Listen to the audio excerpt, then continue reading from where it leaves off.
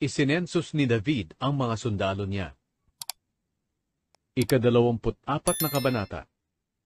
Muling nagalit ang Panginoon sa mga Israelita, kaya ginamit niya si David laban sa kanila, sa pamamagitan ng pagsasabi sa kanya na isensus ang mga mamamayan ng Israel at Huda. Kaya sinabi ni Haring David kay Joab at sa mga komander ng mga sundalo, "Puntahan niyo ang lahat ng lahi ng Israel, mula Dan hanggang sa Beersheba, at isensus niyo ang mga mamamayan, para malaman ko kung ilan silang lahat."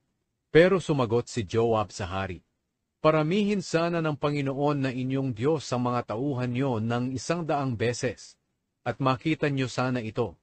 Ngunit mahal na hari, bakit gusto niyong gawin ang bagay na ito?"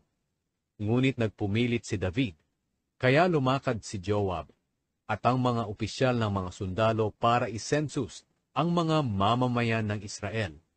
Tumawid sila sa ilog ng Hordan at nagsimula sa pagsensus sa Aroer, timog ng bayan na nasa gilid ng daluyan ng tubig. Mula roon, dumiretso sila sa Gad hanggang sa Jazer. Pumunta rin sila sa Gilead, sa Tatim-Hodsi, sa Danjaan, at umikot sila papuntang Sidon. Pagkatapos pumunta sila sa napapadirang lungsod ng Tyre, at sa lahat ng bayan ng mga Hiveo at Kananeo. At sa kahuli-hulihan, nagpunta sila sa Beersheba, sa timog ng Huda. Nalibot nila ang buong bansa sa loob ng 9 na buwan at 20 araw. At pagkatapos, bumalik sila sa Jerusalem. Sinabi niya kay Haring David ang bilang ng mga lalaki na may kakayahang makipaglaban, 800,000 sa Israel, at 500,000 sa Huda. Nakonsensya si David, matapos niyang ipasensus ang mga tao. Kaya sinabi niya sa Panginoon, "Nagkasala po ako dahil sa ginawa ko. Kaya nakikiusap ako sa inyo, Panginoon, na patawarin niyo ako na inyong lingkod sa kasalanan ko. Dahil isa pong kahangalan ang ginawa ko."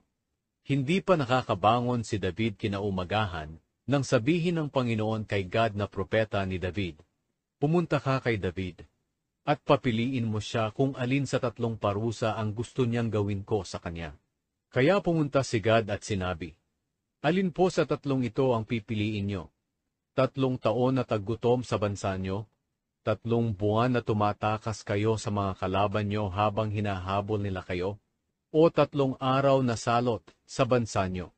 Pag-isipan niyo po ito ng mabuti, at ipaalam niyo po sa akin kung ano ang isasagot ko sa Panginoon na nagsugo sa akin."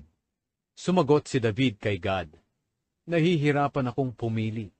Mas mabuti pang ang kamay ng Panginoon ang magparusa sa amin, kaysa ang mga tao, dahil maawain ng Panginoon." Kaya nagpadala ang Panginoon ng matinding salot sa Israel, mula noong umagang iyon hanggang sa itinakda niyang panahon. At 70,000 tao ang namatay mula Dan hanggang sa Beersheba. Nang papatayin na ng anghel ang mga mamamayan ng Jerusalem, naawa ang Panginoon sa mga tao. Kaya sinabi niya sa anghel na nagpaparusa sa mga tao, "Tama na, huwag na silang parusahan." Nang oras na iyon, nakatayo ang anghel ng Panginoon sa may giikan ni Arauna na Jebuseo. Gumawa ng altar si David. Nang makita ni David ang anghel na pumapatay ng mga tao, sinabi niya sa Panginoon, "Ako po ang may kasalanan. Ang mga taong ito'y gaya ng mga tupa na walang nagawang kasalanan.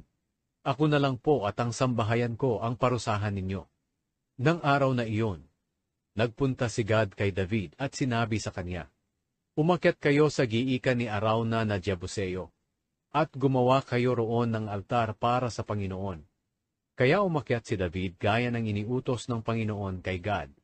Nang makita ni Arauna na paparating si David at ang mga tauhan nito, lumabas siya at lumuhod sa harapan ni David bilang paggalang sa kanya.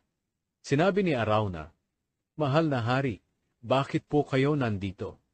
Sumagot si David, "Pumunta ako rito para bilhin ang giikan mo, dahil gagawa ako ng altar para sa Panginoon upang matigil na ang salot."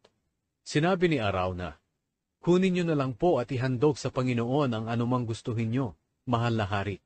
Narito ang mga baka para ialay niyo bilang handog na sinusunog. Narito rin po ang mga pamatok, pati ang mga tabla na ginagamit sa paggiik, at gawin niyong panggatong. Mahal na hari, ibibigay ko po itong lahat sa inyo, at tanggapin sana ng Panginoon na inyong Diyos ang handog ninyo. Pero sumagot si David, hindi ko ito tatanggapin ng libre. Babayaran kita.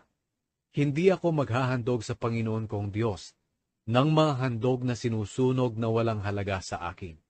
Kaya binili ni David ang giikan at ang mga baka sa halagang 50 pirasong pilak. Pagkatapos, gumawa siya roon ng altar para sa Panginoon at nag-alay ng mga handog na sinusunog at mga handog para sa mabuting relasyon. Sinagot ng Panginoon ang panalangin ni David para sa Israel at huminto ang matinding salot.